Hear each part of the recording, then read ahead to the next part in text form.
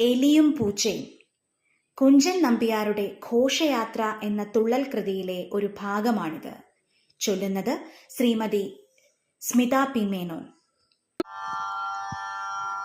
പണ്ടൊരു പൂച്ചയുമെലിയും തങ്ങളിലുണ്ടായി വന്നു സഖിത്വമൊരുന്നാൾ. മലയുടെ മൂട്ടിൽ കാട്ടാളന്മാർ വലയും കെട്ടിയുറപ്പിച്ചങ്ങനെ കലയും മാനും പുലിയും വന്നതിൽ വലയും നേരം കൊല ചെയ്യുവാനായി ഒരു ദിശി പാർത്തിതു പകൽ കഴിവോളം ഒരു മൃഗമന്നിഹ വന്നതുമില്ല.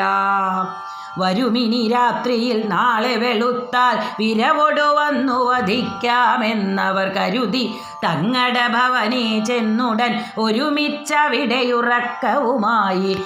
ഒരു മാർജാരം വനഭുവി രാത്രിയിൽ ഇരയും തെണ്ടി നടക്കും നേരം തരസാ ചെന്നൊരു വലയിൽ ചാടി കരവും കാലുമിളക്കാൻ മേലാ.